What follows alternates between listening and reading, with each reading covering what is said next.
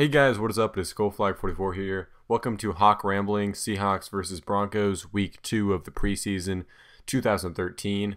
This is a new series I'm starting on my channel where I'm going to be talking all things Hawks, all things Seahawks that is, and I'm calling it Hawk Ramblings. Could be rumblings, could be a work in progress. I don't know, I'm still ironing out the details. This is the first one I'm doing, and I'm still trying to figure out when I'm going to upload it, how I'm going to do it, what I'm going to talk about, and all that. So expect some bumps for this first one, but hopefully I get it ironed out. I'm real excited to talk some Seahawks and bring some awesome content that hopefully people will enjoy. So I originally wanted to call it Hawk Talk because that was easy, simple, sounded pretty good. But the Seattle Times has like a chat, Seahawks chat that they call that, which they don't even talk in it; they just type. So that's a little lame, but that's maybe where I got the name too, because I've read that before. Maybe it just was, in my mind before, but I want something different. So I decided going with Hawk Ramblings at first. I was thinking rumbling, then I was like, ooh, maybe I go rambling, 'cause it's more of a ramble than a rumble. Rumble just be one weird sound, for a long time. Ramble, you can go on and on. Kind of relates as the Seahawks, go out throughout their season with a lot of ramble and runs. So try to sort of get, some sort of dual meaning there, but could be, it definitely could be changed. I'm always thinking of new stuff.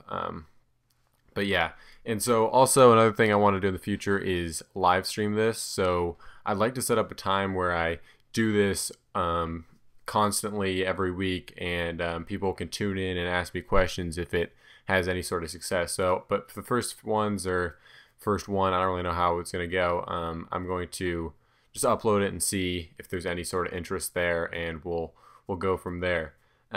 So what it is pretty much is me talking about the latest Seahawks game. This is something I have a lot of interest in. I think the Seahawks are going to be very good this year. And so I don't know, I think it'd be cool.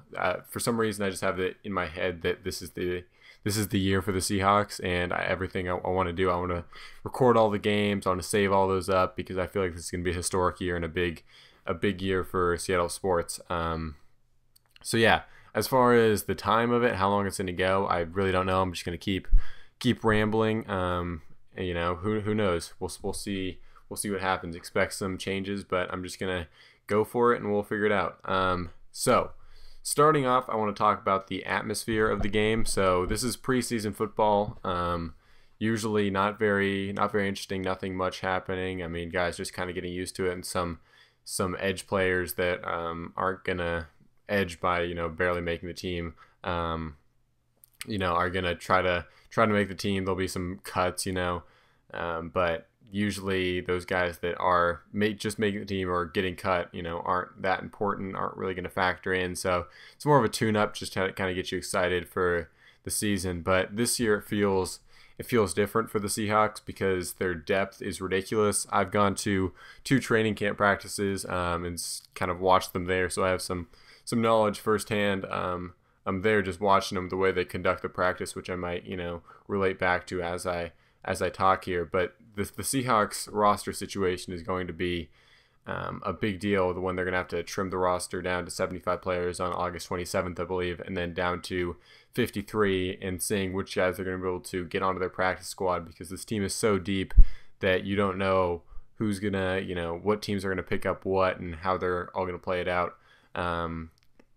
So starting off with their deepest position being the cornerback position, where they have Richard Sherman and Brandon Browner on the front, and Antoine Winfield in the nickel, and then Walter Thurmans, who's outplaying Antoine Winfield right now. And then their backups there being Byron Maxwell and Jeremy Lane, who are very capable cornerbacks that could be really solid starting players one day.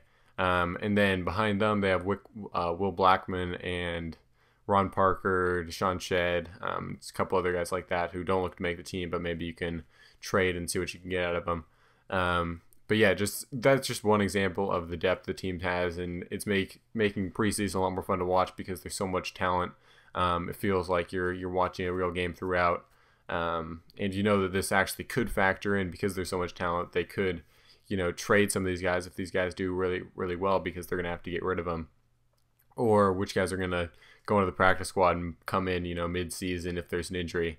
So that's something really, really important to look at. But yeah, so getting into the game, I just got a few notes I'll kind of run through, and we'll see where it goes. I want to talk about Jermaine Kearse first, because he is looks to be a big player for the Seahawks this year, especially when Percy Harvin went down. The wide receiver corpse was really questioned. People weren't sure what was going to come out of it. Percy Harvin seemed like already the number one, was the number one guy before he even played a snap. And the Seahawks wide receivers, they did all right last year, but they weren't what they could have been, compared to the talent on the team, overall. So when they brought Percy Harvin in, it seemed just like amazing. But they've got some guys that have really stepped up, which is exciting. So Jermaine Kearse was an undrafted free agent out of Washington. I've watched him since he played at Washington, and I remember when they signed him. But when they signed him, I didn't think too much of it. I thought it was okay, since he's a hometown guy that's from Washington, makes sense that they'd maybe give him a shot because he flashed some talent in college. But he was just really inconsistent. He made some great plays and then would just disappear. I didn't really have a good read on him. But then he got signed to the practice squad, and it seemed like he was just kind of becoming part of the team last year, which was kind of interesting. As in the guys were kind of treating him as he was one of them when he got especially when he got signed off the practice squad. And then the offseason, I think he worked with all the guys and just kind of became more and more of a player there. And he got LASIK eye surgery this summer, which helps because apparently he was seeing blurry balls when they was thrown at him. So that helps him out a lot, which should give him, obviously being able to catch the ball is a huge deal. And he's running really nice routes. We saw in the kickoff return that he had really great speed. Really good vision. He looks like he could be a big player, and it's really cool, watching undrafted free agent guys, pop up and actually become something is pretty exciting. So he had a nice route. He called it a Colorado route, where he ran a slant, and then once the cornerback bit, he turned away, and Russell Wilson threw a nice ball after fumbling the snap to him for a touchdown. And then once the Broncos scored, he ran a kickoff return back. It looked like he could have been, knocked down at the 15, but he ran through that tackle, and then he was just gone, stiff-armed the kicker, and ran right through him, which was, really cool to see him just kind of blossom there. Makes me feel better about the wide receiver core, and it's going to be really, really exciting when Percy Harvin comes back. I've said this before, but I think when Percy Harvin comes back, it could be a huge, huge boost to the Seahawks, especially. Apparently his rehab's going great. A lot of these amazing athletes have amazing bodies that are able to heal faster than expected. So hopefully the same sort of thing goes with Percy Harvin. He can get back here sooner rather than later and provide a big boost to the team, because once Percy Harvin comes back, it's just going to be, it doesn't necessarily change the offense completely, but it just gives them another element that if things are working, they can call up the Percy Harvin number and just go from there. But I'm not too concerned about their offense. I think they're going to be fine from when he's not there. But I think when he gets here, it could be, put it into the historic level. So we'll have to see how it goes. Obviously this is just preseason, so you can't look too much into it. But from what I've seen, the Seahawks have just dominated. They didn't dominate with their number ones last week, but this week they definitely did. And their depth is just, there's no doubt that they were winning any of these, or they were going to win these games, these past two games, because they were just so strong and so dominant all throughout. And I feel like if they're second stringers their second stringers wouldn't be a great team overall, but they could still be a solid team. And I haven't seen anything like that in my time watching the Seahawks, which hasn't been super long, and the Seahawks haven't been very good besides the 2005 team. They've had some solid years, but this just feels different. It feels like they are the better team, and I don't know, I feel like something really cool could happen. So going more off the wide receivers, we have Sidney Rice, who didn't play today, or didn't play against the Broncos. Golden Tate, who made a couple nice catches, had a nice punt return. Figures to be another solid player for the Seahawks. And Russell Wilson has a lot of options here. through a couple to Sean McGrath. He has Luke Wilson, who's still trying to figure it out, but has shown some good signs. He has Doug Baldwin, who's really turned into a player, another undrafted free agent guy who's really blossomed, can really do some special things, I think, if they give him an opportunity. And I don't know, I think Russell Wilson, since it doesn't feel like one guy is really the guy without Percy Harvin, and he's just going to be able to kind of pepper the ball throughout and really pick who he wants to go to, and really just maximize the opportunities there. So I feel like the Seahawks wide receivers aren't necessarily really super high. They don't have a lot of the elite guy, but they just have a really nice even field. I feel like all the guys are pretty close in talent wise, even though they can do different things, which I don't know, makes it easy for Russell Wilson, hopefully. So Sean McGrath had a nice game. He had caught some nice balls. Steven Williams had another nice game, showing that he caught a ball underneath, I think, and then he caught a deep ball once again, which was really fun to see because he provides that deep element, which is cool because having that extra element, that someone could go long like that adds a lot to the offense, and I think he's going to be a big contributor. Unfortunately, Chris Harper, the 4th round draft pick out of Kansas State, who's with Oregon, hasn't really shown up at all. I was really adamant that he was going to make the team. I was like, they drafted him in the 4th round. People thought he could have gone like the 2nd or 3rd round. People thought he was great. Had especially with Percy Harvin going down, how could he not make this team? But he has done nothing really. I think he's got 2 passes the last 2 games, and it just hasn't looked good enough to make the team. So I think the hope is that he's not even like a Verge guy at this point. He just hasn't looked so bad that no team's going to want him and they can get him on the practice squad, but I'm sure he's going to get picked up if he gets cut. Although he still could make the team, still has 2 games to show something. I think if he shows something, then maybe Pete Carroll wants to go 6 wide receivers, but I don't really see that as a necessity since the first 5 or first 4 are so strong, and then the 5th being Steven Williams offers a really nice dynamic there, him being 6'5" and 440, 440, which is really impressive. So that's something that's really cool. I'm really excited to be watching the wide receiver and seeing how that goes. And in the Broncos game, they looked really solid. One thing you have to factor in is at home. I don't think any team's going to beat the Seahawks at home. I think you can really just pencil them in for 8 wins, unless they get onto like a weird.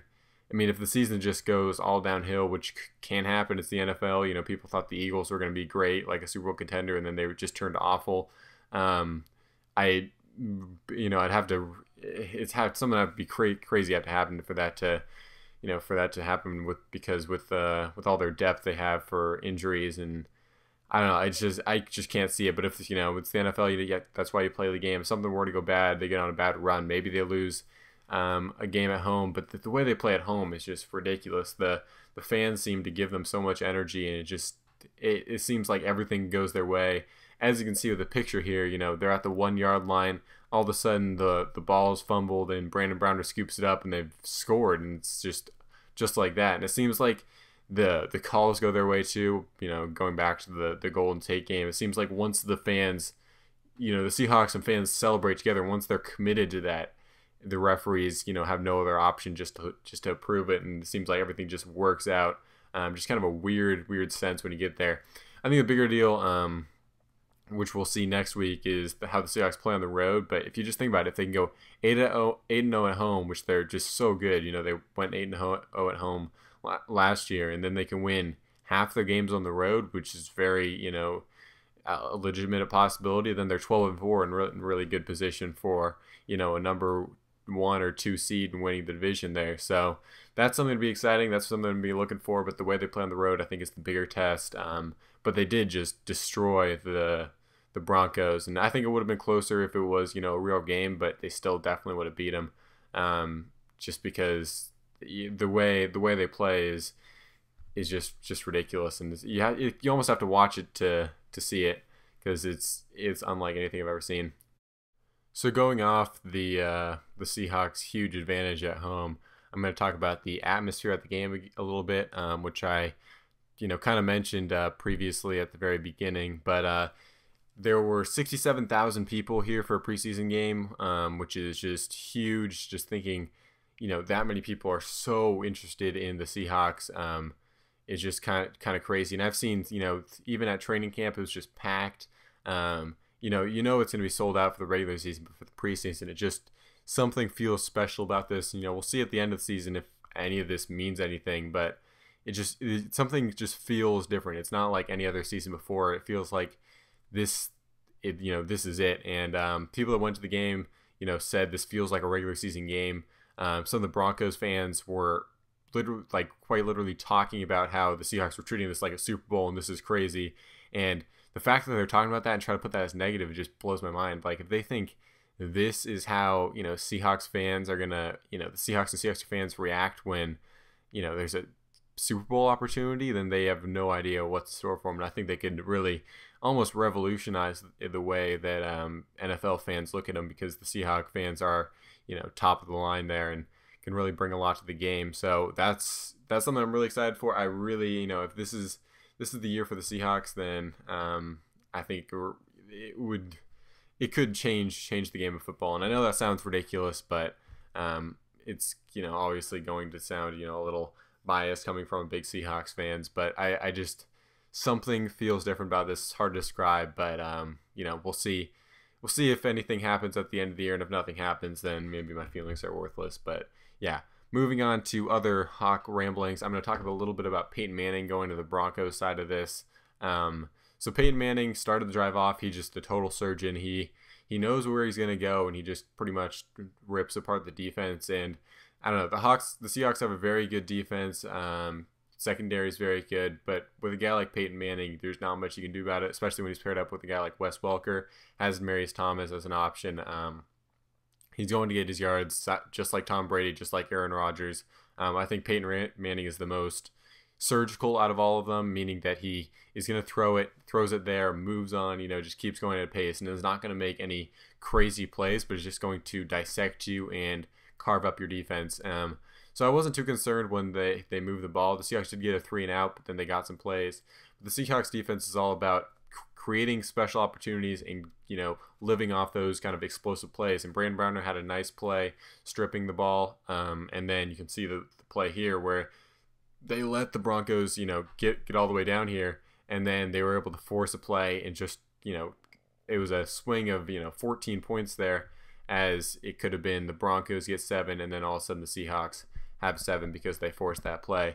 And that sort of stuff I don't think is a fluke. I think that's just the way the Seahawks built their defense. And, it's good. They could have a defense like this, but that gives up all the plays, but they have a really solid defense core. When they have this on top of it, it really makes it special. And if, you're going to give up yards to Peyton Manning, that's just a fact. And you have to kind of just weather the storm and see what you get out of it. And the Seahawks did a really good job there.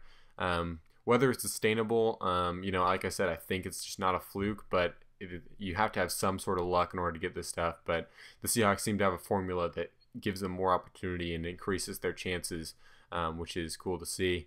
But, if you're going to have a great season, you need some sort of luck. You got to, stay relatively healthy and get relatively lucky. So it's, part of football. That's how it goes. But I like Peyton Manning, the way he, just moved the ball. It seems like his brain is just, it's just incredible the way he throws it, the way he moves it, the way their offense works. But his arm strength, people were talking about how his arm strength improved.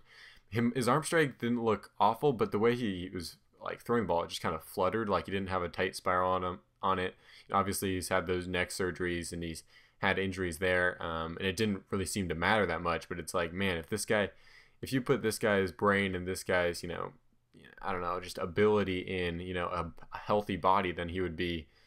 He's already so good and already one of the best quarterbacks in the league, even after all these years, but he'd be even better. And I think his brain looked great. His body didn't. Bobby Wagner had a nice hit on him, which I thought was, really good. If it was a regular season game, you never want to see someone get, horribly injured. There was a big injury on Derek Wolfe when Luke Wilson went down for a block, and then Michael Robinson had another block on top of him, and it hit him right in the head and caused some weird, really bad nervous spine injuries, but he seemed to be okay. And that sort of thing you never want to see. You never want to see someone, where it could possibly change their life. But the way the Seahawks delivered a nice hit on Manning, that sort of thing is just more of a message statement. Nothing that's going to hurt him, but something that's just going to kind of shake him up mentally a bit and get him kind of bruised a bit. So you don't want to see that during the preseason necessarily, but during the regular season can offer a big bonus there. And I think the Seahawks gave up like 25 yards on the play, but I was just focused on the huge hit by Bobby Wagner. Bobby Wagner knew what he was doing there. I mean, he delivered hit, and I think the goal was there just to, send a message to him and make Peyton Manning think a little more about what he's doing and, kind of get in his head a bit. But Peyton Manning looked solid, but I don't know, definitely could have been better. Could have been better, if he had a better body. I don't know. Peyton Manning's just amazing. Not much to say about that. Benson Mayowa. So this is an undrafted guy out of Idaho. I am an Idaho Vandal fan. Their football program is awful, but they obviously have some sort of talent there, even though they were obviously using Benson Mayowa wrong because he had, I think, 3 sacks last year, and 2 sacks against LSU. And it was just a really weird setup. Maybe this guy just thrives under playing better teams. I don't really know. It seems like the way he's played here, he could have been, have a ridiculous amount of sacks, especially in, the teams Idaho has played. But he looks really solid. He had another sack again this year, going off of 1.5 sacks last week. Or I think I said this year, this week, going off 1.5 sacks last week. And he looks to have a lot of talent. Just some of these guys you can just look at and you can see, oh yeah, that guy's, just a player, and he has got a nice edge, can really get his whole body rotate on the side and just run around these guys. I think he started the game actually because of their injuries to Chris Clemens, Cliff Averill, and Bruce Irvin. But he looks like he's going to make the team. There was some talk that he might not be able to, but I think it'd be really hard to cut this guy after all he's done and all the potential he offers, especially if they can groom him a bit. So that's pretty exciting. He started the game, played against the starters, didn't do too well, which you would expect him to struggle a bit after being an undrafted guy and being signed at the regional combine and not even being a highly sought after undrafted guy. But he had a nice play coming around the corner, getting down to the ankles and tugging a bit and forcing a sack. Once he was against backups, he just seemed to dominate. So obviously needs some work against starters, but you'd expect that, especially playing against a really good Broncos team. So room for improvement there, but looked really solid, especially for an undrafted guy. Moving on, I'll talk a bit about Russell Wilson. So Russell Wilson is just incredible. Watching him is just crazy. His vision, how much he sees, the excitement he has. He's a lot like, similar, there's been some talk about him and Peyton Manning kind of be, especially when they play each other, both great quarterbacks. I think they have really similar minds, but the way they go about it is different. I think Russell Wilson can do that surgical stuff, but he also has that element of just explosiveness. Like Peyton Manning isn't going to necessarily make a huge play and get you right back in it. He's just going to slowly eat away. He's more consistent as of now. But Russell Wilson also has that consistent ability, can do that same thing like we saw against the Atlanta game, and he can just pull a crazy play out of his hat as looks like he's going to go down, and all of a sudden he pulls out, a crazy run, picks up the first down. One thing I did notice is that he could have been better just because it was preseason. He had some plays where he could have ran the ball, but he just decided to throw it, which, better protect your body there. He had one where I think he could have taken the ball in the read option, but didn't want to get hit, which I don't want to get hit. So I think that's fine. But I think during the regular season, we'll definitely see some improvement there as he, just goes all out.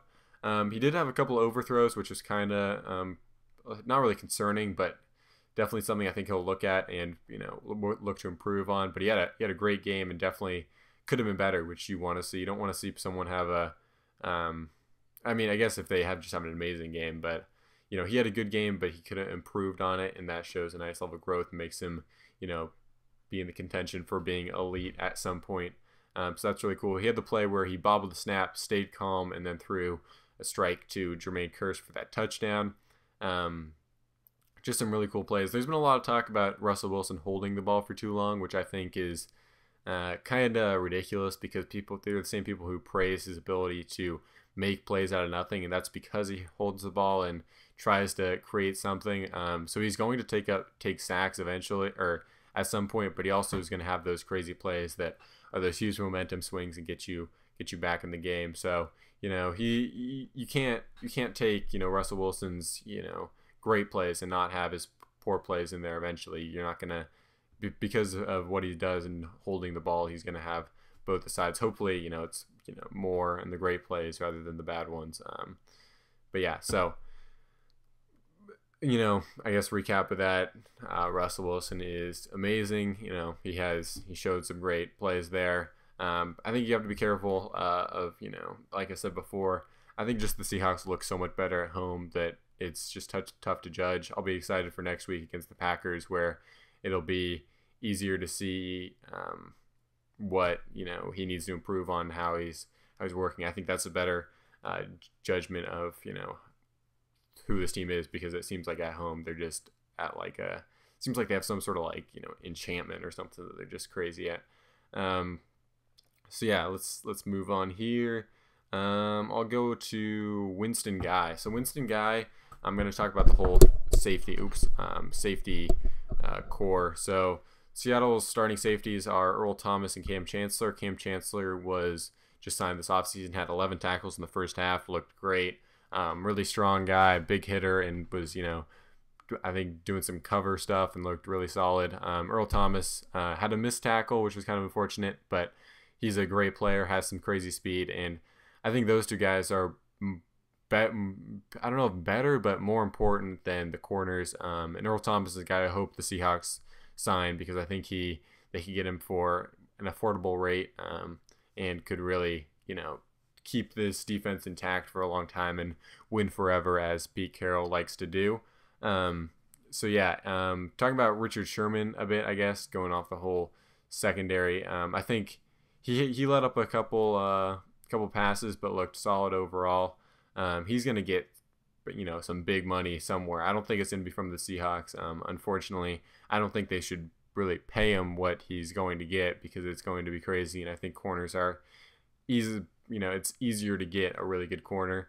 Brandon Browner was, really impressive today, as I mentioned before, and that was exciting to see, because I usually think of Richard Sherman as, the better corner, which I think everyone does, but showing that Brandon Browner has that ability to strip the ball away. He had it a couple of times today, he's like a 6'8" wingspan, just some crazy hands. That offers, a new level of confidence I have in him. Even if he gives up some of those plays, he can make the big play that way.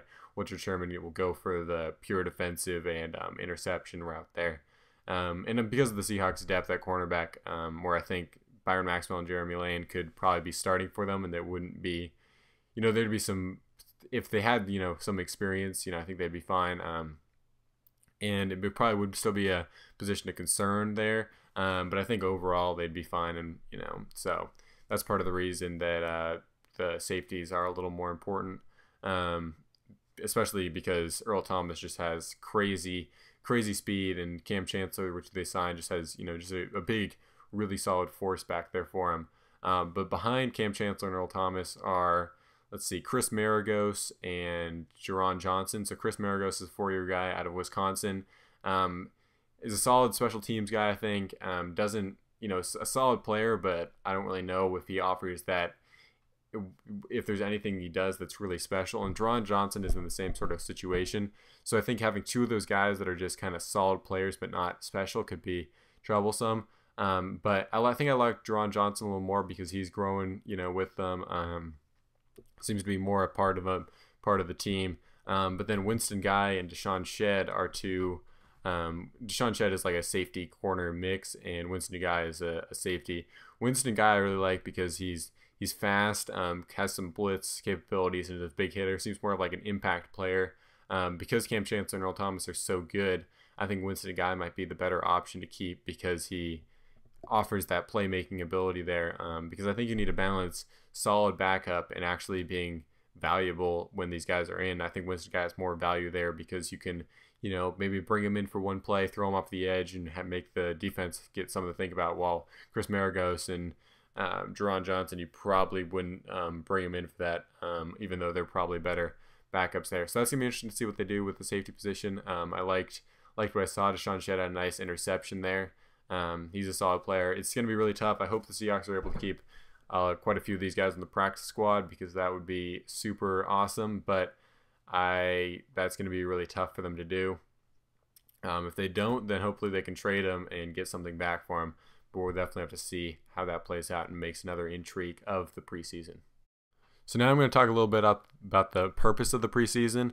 And so kind of explain that. So there's 4 games in the preseason, 16 games in the regular season, and then a couple games in the playoffs after that, depending if you make it or not.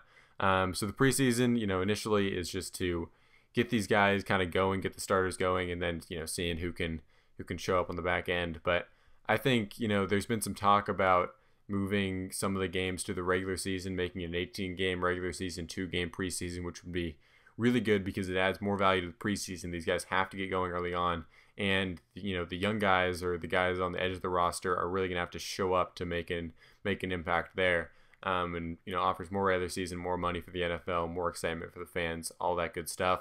But I think the Seahawks take the preseason more seriously than other teams. Last year, I don't think I was really part of the Seahawks system. I hadn't really bought into it. But the way the Seahawks play is they play to win all the time. They're all about winning, and they don't even they've lost, and I think they know how to lose, but they're less focused on learning how to lose, lose gracefully, and more focused about just winning. And if they can, lose but keep that winning in mind, it's just a tricky balance that I think they have figured out. So last year they went 4-0 in the preseason. I was really concerned by that. I was like, it seems like they're kind of just faking their way through this and making, getting wins, for no reason, and really, maybe trying too hard to win here, especially in the preseason where it doesn't matter. And you don't really want that, because then you get kind of a false sense of confidence, and that kind of proved true. It showed up the first game of the regular season. The Seahawks kind of I think they thought they were a little better than they were, and then they played the Cardinals, and they're playing a team that's also playing 100%, and that kind of showed up. But I think this year the Seahawks know they can win, and are just it's not that they're just winning and like squeaking out these games. They're just dominating. It hasn't even been close, which is much better level of winning. And I think at this point, when it's a close game, maybe you want to take a loss so they understand that. When it's just a blowout, you much rather just take the blowout. It's not like you want these guys to just automatically lose, and I think that's exciting. And the way they're winning, they could play like this and they'd start winning in the regular season. So that's exciting. We'll see how it plays out. You never know in the NFL, but the way they're going is pretty exciting. All right, so that was my first Hawk Rumblings, Seahawks versus Broncos, week 2 of the preseason 2013. I hope you guys enjoyed. I'm constantly working on making this better, seeing how it's received, listening to you guys' improvements. I don't know, just me talking about Seahawks, something I like to do. Another thing for me to look back on if the Seahawks were to make a crazy run this year, which I am kind of predicting. I don't know, something fun. We'll see how it goes. Maybe this is the last one I'll do. Maybe this will be the thing on my channel that I continue to do while everything else falls. Who knows? We'll see how it goes. Just like with NFL, you play the game, you live life, and do YouTube videos. I don't know what I'm talking about. Maybe next time it'll be live. I don't know. Being live, that'd be kind of tough. Just a lot of talking. But if there is an audience there, let me know, and I can, if I have questions to answer, I think it might be a little easier. So hopefully you guys enjoyed this, and I will see you guys next time.